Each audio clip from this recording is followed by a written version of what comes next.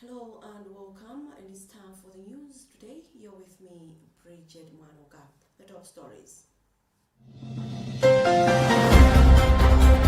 Pope Francis starts using armchair and reading newspapers as he recuperates at Rome's Gemelli Hospital. Former Minister of Finance implicated in the acquisition case of National Bus Services Limited bus depots. Obstetric fistula continues to pose threats to women in remote areas. And news from elsewhere, Angolan economy minister fired amid fuel protests.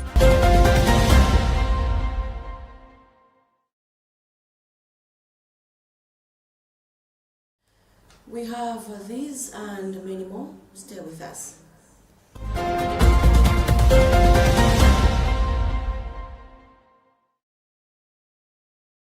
The director of the Holy See Press Office, Matteo Bruni, says that Pope Francis is now using an armchair and reading newspapers, giving hope that he is recovering faster than expected. Bruni expressed this in an update regarding the Pope's recovery following his surgery on Wednesday. Tandiwe Mzumara reading a Vatican News report.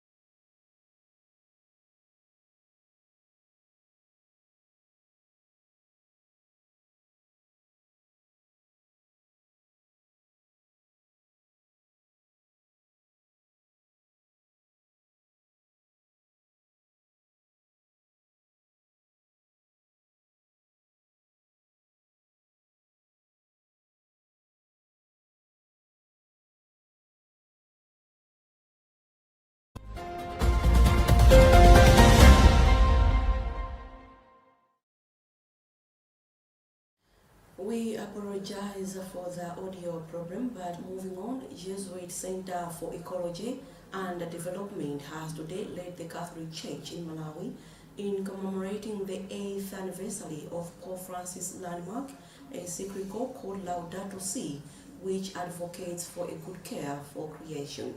The event took place at Maula Cathedral in the Archdiocese of Lilongwe, where various stakeholders in the climate change advocacy campaigns attended.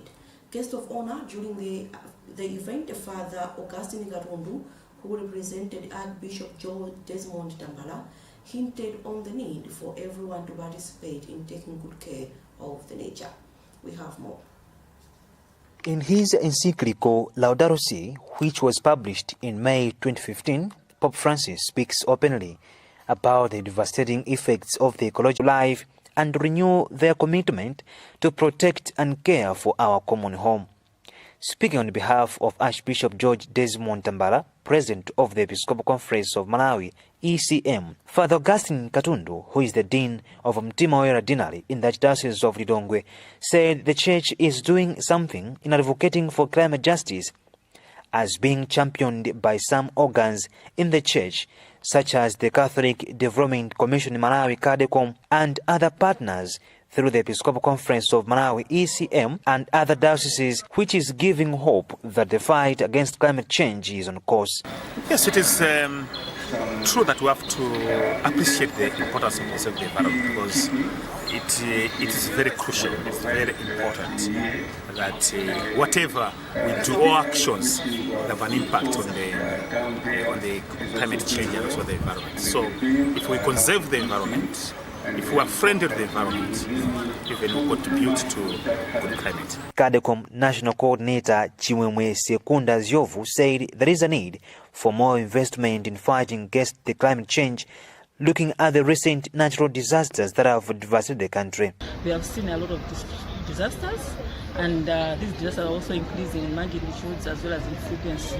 So I think we don't need anyone to tell us we are in this situation. We really need to act and do something to stop these climate change issues by starting with ourselves, managing our resources, managing our environment that surrounds us. The event was organized by the Jesuit Center for Ecology and Development in partnership with Catholic Development Commission in Malawi and Trocare Malawi. The WRC, which means praise be to you, is the first papal encyclical to focus on care for creation as a central moral obligation.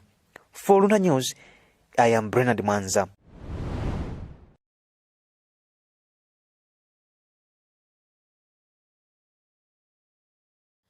The Financial and Economic Crimes Court in Lilongwe has adjourned to 1st and 2nd August 2023 hearing and cross-examination running were part of incentives to run the bus service in a less profitable environment.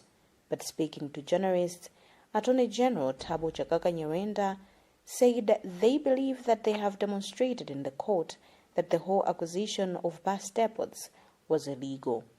According to Nyirenda, Moli also got the bus depots without following procurement procedures, which include giving a chance for companies to bid for fair competition.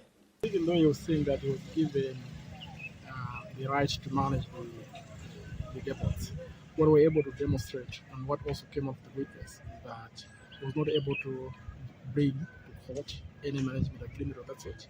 He was not able to bring to court any concession agreement, not even a PPP agreement. And then, of course, we're also able to demonstrate that for public assets to be disposed of, you need to have the procedures followed under the public procurement regulations, public procurement laws, and also under the Public-Private Partnership Act. Then we had the Public Enterprises Privatization Act. Those procedures were not followed. So this is the thing that we're able to demonstrate, and the witness was able to acknowledge or concede that in fact the requirements for disposal of public assets, such as pre-feasibility study, there's no report, pre-feasibility study report.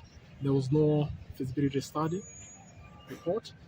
There was also no cabinet approval as required under the laws. On the defense side, one of the lawyers, John Kalampa, has indicated that they still maintain their statement that the acquisition processes were all done.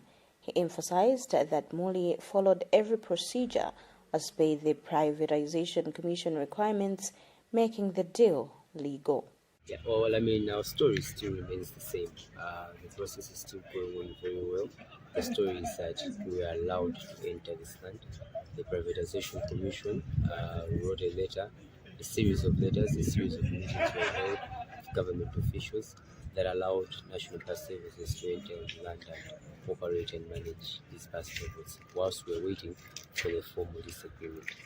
The court has since adjourned to 1st and 2nd August 2023 the cross-examination by state through the Attorney General to the first witness from defense. For Luntha Television News, this is Jacqueline Saidi.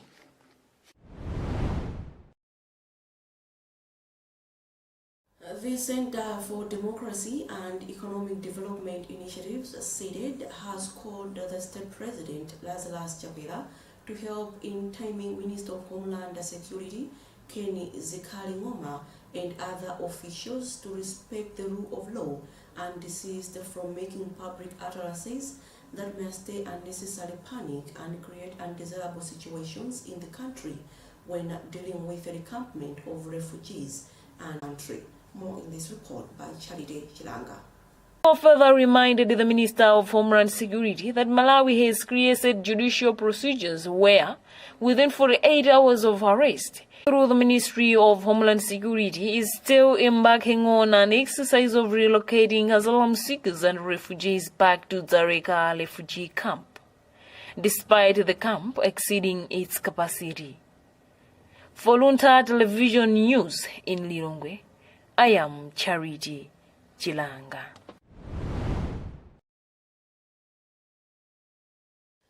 You're still watching news on Luntha Television. Stay tuned for more after this break.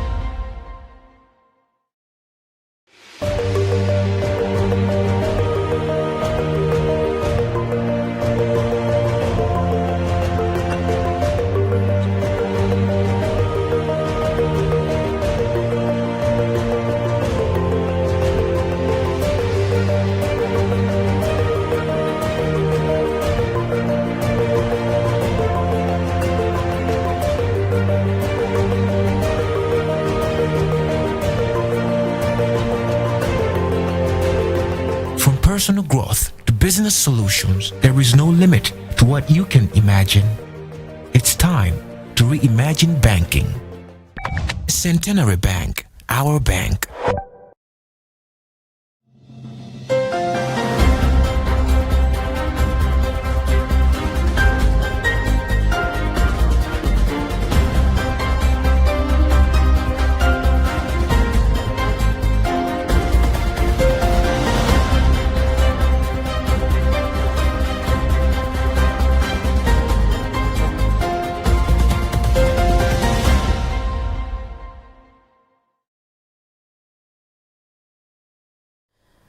Welcome back, but if you have just joined us, let's look at our top stories once more.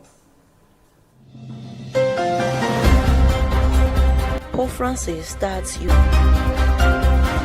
Former Minister of Finance implicated in the acquisition case of National Bus Services Limited bus depots.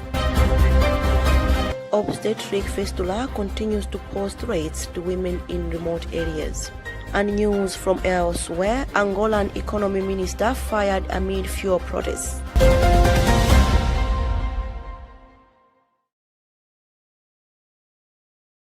Proceeding with our news, Freedom from Fistula Foundation cites myths and misconceptions as a hindering factor in curbing obstetric fistula, which positions women as victims.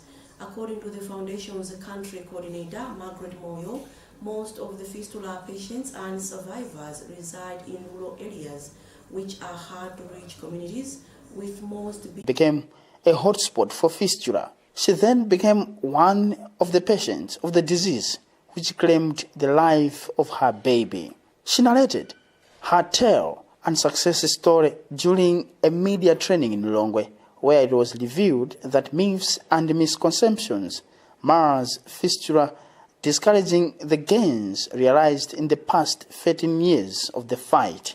According to Freedom from Fistula Foundation country coordinator Margaret Moyo, women who have the fistula condition are mostly in the hard-to-reach remote areas of the country, despite being illiterate.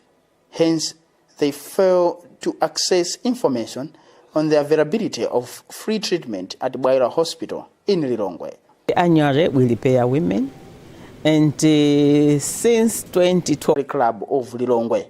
For Luntha, this is Robert Edward.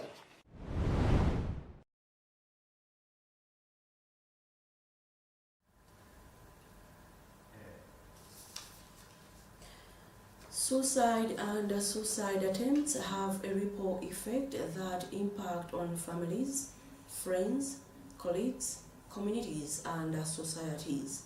More than 700,000 people die by suicide each year. Furthermore, for each suicide, there are more than 20 suicide attempts. But in our exclusive report today, Hilbert Kadanda wardrobed how a woman invented their suicide through Williams Core ECD, preventing a 99% done suicide, and how the victim became a depression therapist.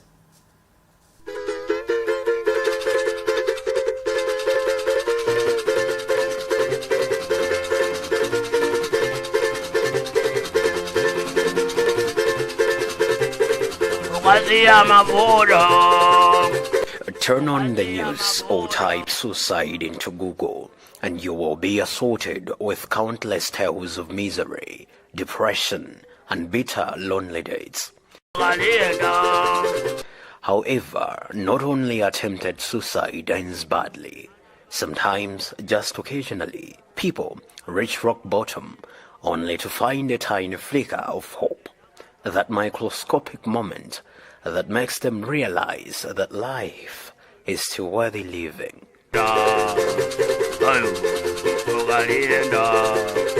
Grief was the prevalent mood in Kalilangwe village, tradition written by the family martyrs she used to face.